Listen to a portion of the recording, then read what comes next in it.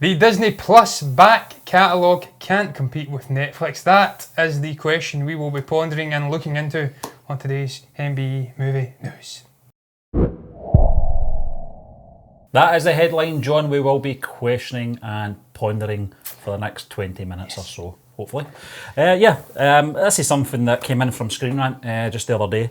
And it comes as no surprise, to be honest with you, John. I don't know how you took this headline, but certainly when you look at it, especially just now, well, not just now because Disney Plus hasn't been released yet, but in the next few months, Netflix, I would say they've probably got a head start on them anyway. Absolutely. They've been around since 2010. But I think things will even up eventually, in my opinion. But at the moment, I think Netflix, with their original content, they've certainly got maybe about 5 steps ahead of Disney at the moment. You've got to remember as well, in terms of quality, Disney, as we know, have obviously acquired the rights to Lucasfilm, Marvel, and quite recently Fox.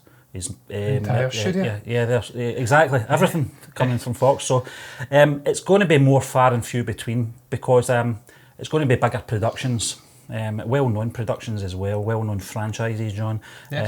And it's going to be very far and few between when these things are released. Whereas Netflix, I was just talking to you previous, before we come on air, that I've been a subscriber to Netflix since 2012, 2013, and you would get your odd notification probably maybe once a week. Now it's every second day you're getting new notifications from them with new content, so they've really upped their game. I'm actually happy to see this personally because not that I'm dissing Disney in any way.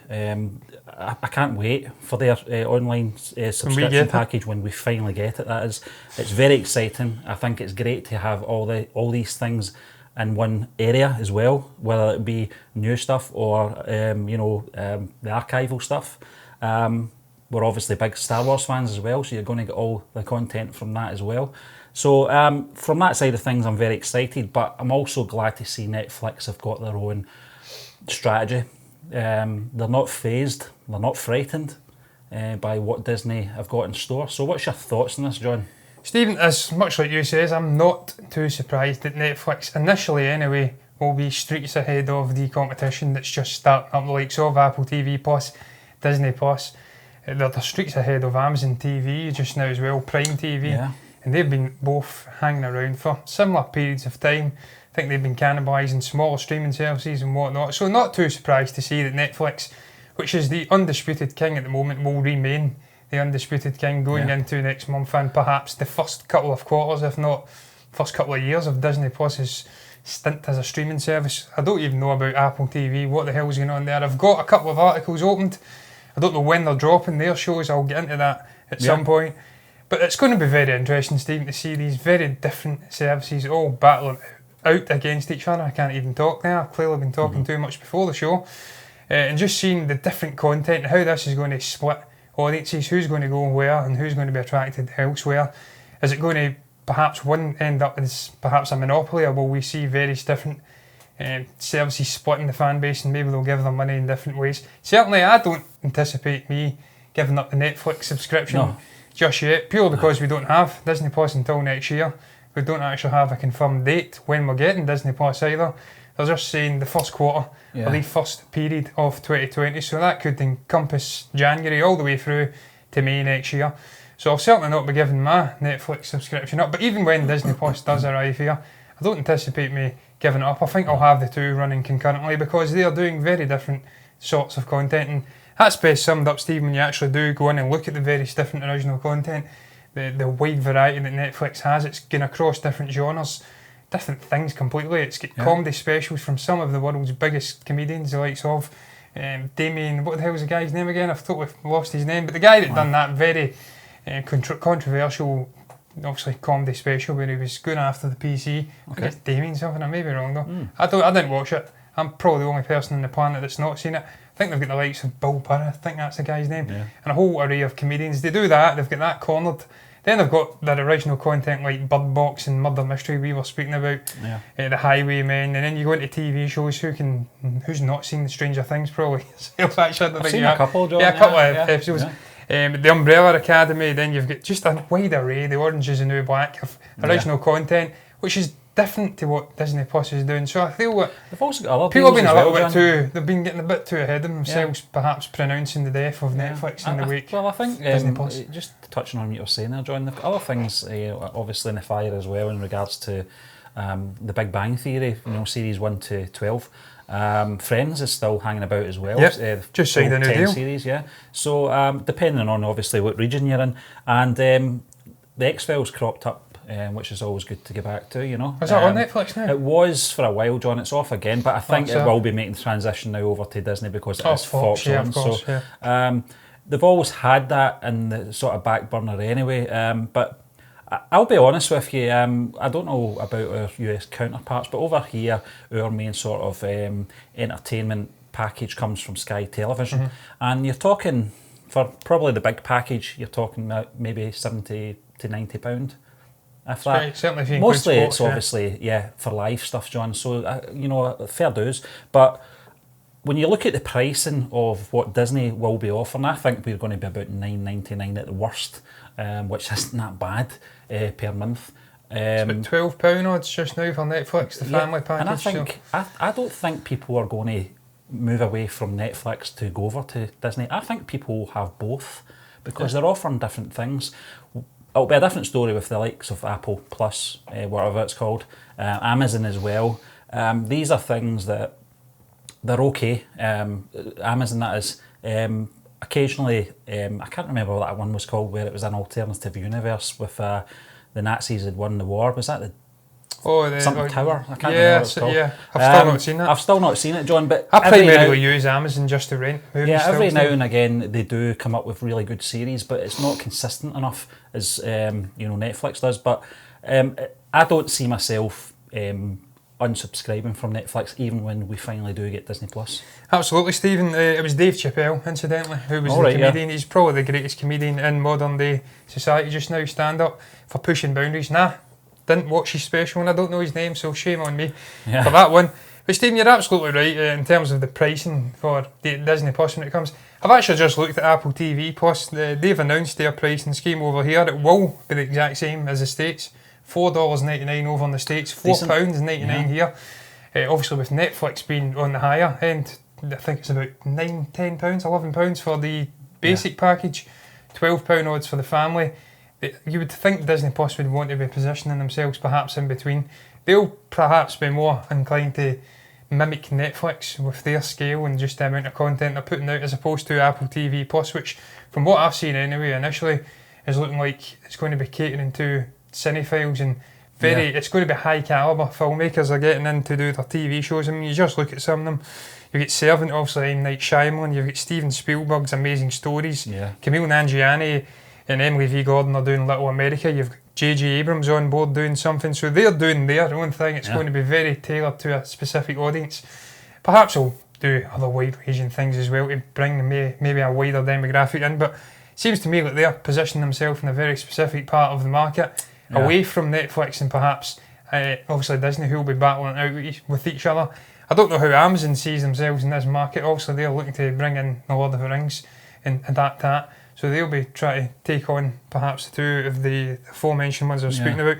And you look at the shows they've got already as well, Stephen, Sneaky Pete, Boardwalk Empire and whatnot. It really is the age of streaming. Now, and you were speaking about Sky. They recently, I think in the last year or so, introduced a thing, I think it was Sky Q it's called, where you can have all the box sets and whatnot and stuff like that. I think that will eventually become obsolete. More and more people will shy away from live TV and going through network or cable providers, I think they call them over in the States, for the content and more and more to streaming. Certainly as the broadband and whatnot improves and continues to get quicker and quicker. But how do I see this perhaps changing in the future? I don't actually know, Stephen. I think Netflix will always have a certain demographic who will be drawn to it for the reasons I mentioned, the comedy specials, the array of different content they're doing, and just the unique voice they seem to give to independent and smaller filmmakers. That's not something I anticipate or could ever imagine Disney giving someone like, I don't know, perhaps a smaller filmmaker, even a Kevin Smith, who's not a small filmmaker, but he's not on at the level. Oh, but he's reliable. Yeah, he's reliable, but he does more out there content. And you see the likes of Nick Cage getting in and doing some crazy movies on Netflix. that's the uniqueness of that streaming service. It gives these guys a voice. It's almost doing something completely different to the rest, if you'd like. And I don't see that ever changing. If you were to probably, I mean, I was going to do a shite gaming analogy and compare it to the different gaming platforms, but I think I'll ditch that because it doesn't really work. I was going to compare Disney to Nintendo because it's got its unique nostalgia-driven IPs. If you like, it's got all its big brands which are associated with that, and then perhaps the rest are maybe an amalgamation of PlayStation and Xbox. If you were to perhaps compare Netflix to one gaming company, it'd probably be PlayStation. It's been the cornerstone of the market for years and years and years. It's the one to beat. And then maybe Amazon's like Xbox. Money. Just never-ending money. Yeah. Which it can corner the market if it so chooses. It's $1 trillion company. But look, I'm going off on tangents. It's all very interesting. I can't wait to see how it plays out with these streaming services and which one will ultimately reign supreme. I don't really care. I'll be subscribing to Disney Plus when it comes out. I'll probably retain my Netflix subscription. Unless this Lord of the Rings thing's incredible, I don't see me ever really subscribing to Amazon TV or whatever the hell it is, Plus Prime. Because, as I said to you, I usually just use that for renting random movies, which we usually discuss or whatnot. Yep. And I can't really be arsed buying because I'm a cheapskate. And yeah, Apple TV Plus, I'll just wait until that comes out and I'll test the waters and see how these, it's obviously renowned directors and whatnot they're getting in, how it pans out. But look, I don't know if you've got much more to add before we move on. No, we'll move on, John, just before we do the box office. This is a headline coming in from Cinema Blend. It's Ghostbusters 2020 wrapped filming, and here's how director Jason Reitman celebrated. Yes. Where did they go? He went on Instagram. Yeah, he did. Took a little photograph with some of the cast and crew here. And 6 to 8 days was the production of this film, John. Is that concerning? It's not concerning for me, no, Stephen. That tells me that Jason Reitman's a man who very much gets the Ghostbuster franchise. He had a very clear story in his hands here. He knew what he was doing. He understands it. His dad was obviously, Ivan Reitman was the guy who did the first two, if I'm correct, Ghostbusters movies. So he had a distinct vision and he set about creating it, and he done it in very quick and impressive fashion, 6 to 8 days. Obviously time will tell when the movie actually drops whether it's ultimately a success or not, or whether it's a car crash which will consign the Ghostbusters franchise into the trash heap forever. It's very funny because, just touching on what you said there, when that first trailer dropped, I was still kind of burned from that 2016 one, and I had enough of the franchise by that point. But that first trailer was, it's the only trailer we've had, isn't it, so far? Yeah, I think. 20 seconds long, if that. Yeah, it was such a letdown, wasn't it? It wasn't really revealing anything other than the car.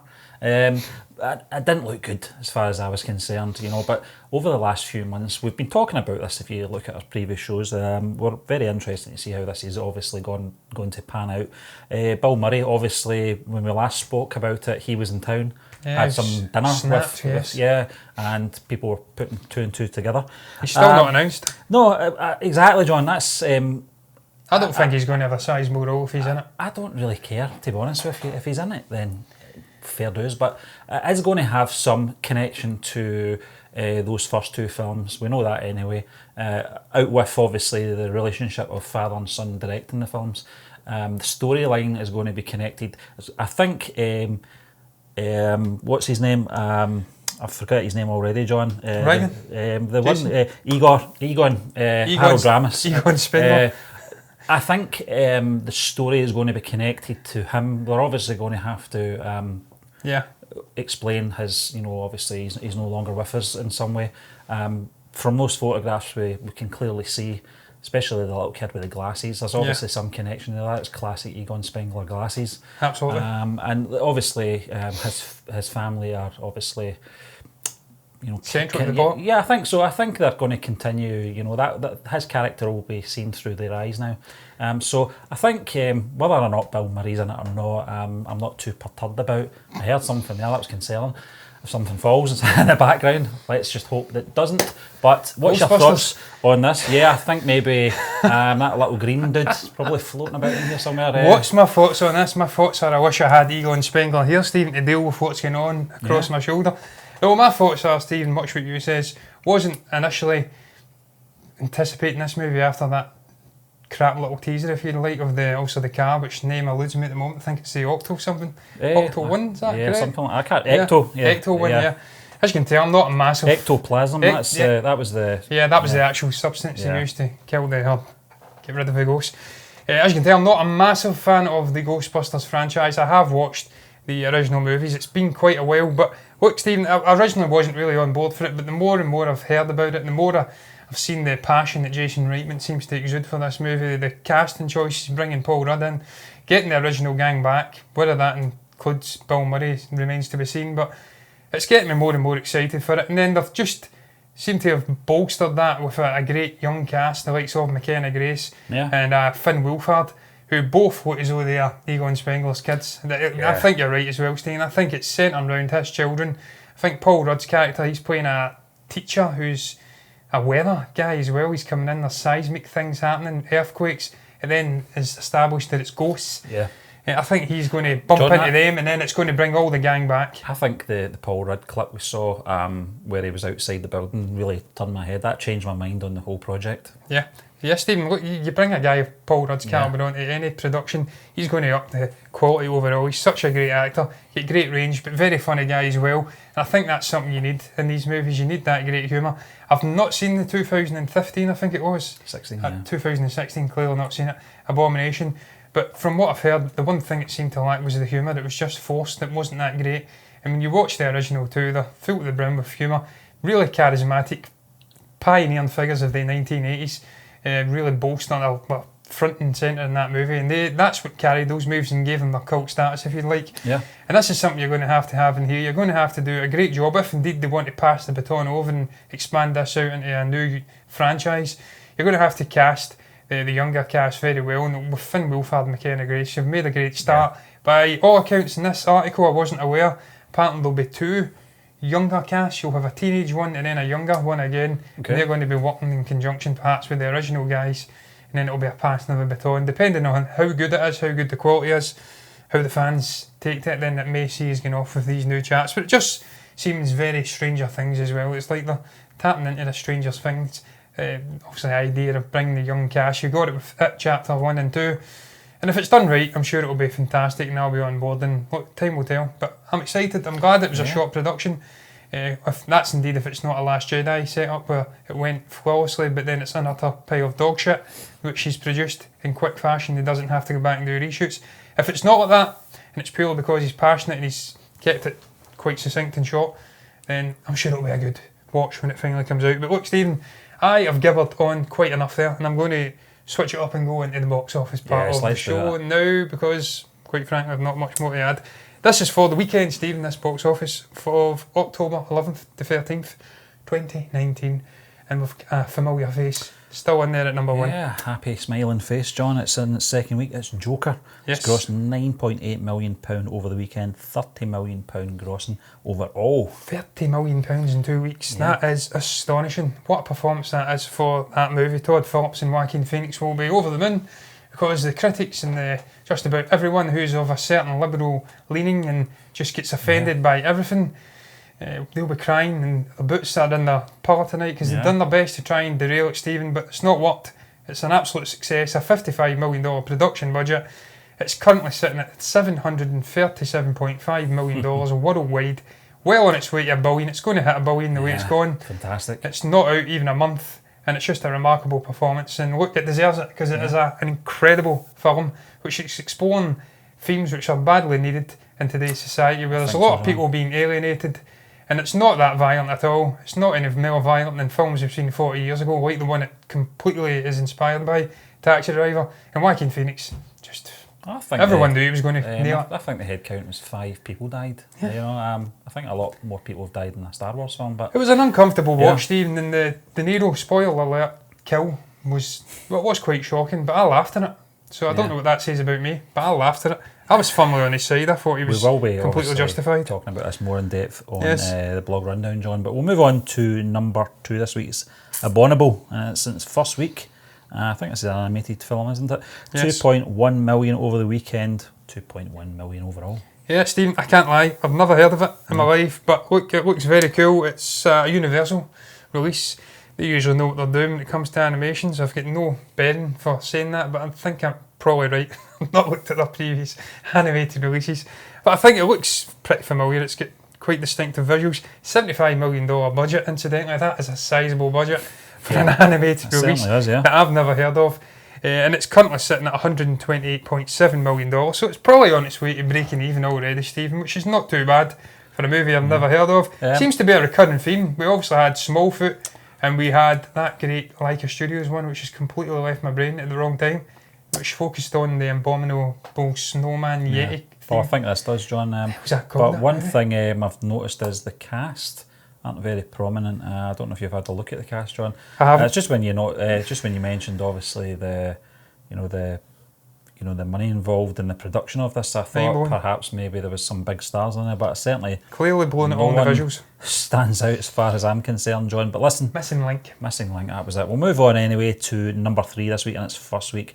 It's Will Smith's Gemini Man. That's Will Smith. Will Smith is Gemini Man. It's grossed £1.7 million overall. Yeah, Stephen, that's obviously the sort of a doppelganger clone film action movie. I've seen it in the cinemas, and I have to say the trailers did look better in the cinemas than they did when we were reacting to them on a tiny little iPad screen. Yep. I don't know if I'm going to go and watch it though. It's not getting mind-blowing, earth-shattering reviews by any means. They're saying it's a bang average action movie. Will Smith's apparently pretty good in it, but the visuals are choppy, to say the least. $138 million budget. It is not looking good for this movie in terms of making a profit. It's currently only sitting at $118.7 million. Paramount are having a mare in 2019. Quite frankly, they're having an absolute mare.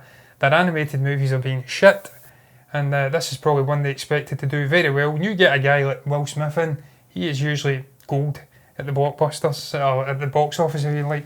Blockbusters, I don't know what I'm saying there. And you'd expect that, they'd have been expecting that to be a success, but not to be. Not to be this time, but number 4 this week, John, it's in its second week, it's Judy. Yes. It's grossed another £1.1 million over the weekend, £4.7 million overall. Yes, the Renée Zellweger-led Judy Garland biopic, which I've still not seen, which is apparently very good, incidentally. But look, you're never expecting a movie like this to tear it up at the box office in terms of raw numbers. It's a biopic, set period, which a lot of people will not connect with in today's society. And unless you're a big fan of Garland or Zellweger from what was that movie she was in back in the day? That rom-com? Bridget Jones. Yeah. I thought you were talking about Judy Garland. No, Bridget Jones. So I don't know. Yeah, unless you're a fan of them, you'll not really be drawn out. But look, $19 million in the States. It's not got a wide release. It's only here and in the States. And £4.7 million, I think that'd probably be about $23 million, $24 million. No budget information, but you'd think it's probably made a nice little profit. It doesn't look that vast in its scale. It's very niche, John, but we'll move on to number 5 this week. It's Downton Abbey, and it's 5th week now. It's grossed £900,000 over the weekend, £24.8 million overall. Yeah, that's just blows my mind that this TV show adapted to movie has grossed £24 million. That's the pull of Maggie Smith. That's the pull of Maggie Smith, and just that yearning for a bygone era of class systems, which are still very much here. I think a lot of people would still like that class system. They would. Certainly if you're a Tory or you live in South East England and you have a certain demographic with money, you'd love that class system to come back. But we're not. We're from the East End of Glasgow. I've no connection to it at all, Stephen.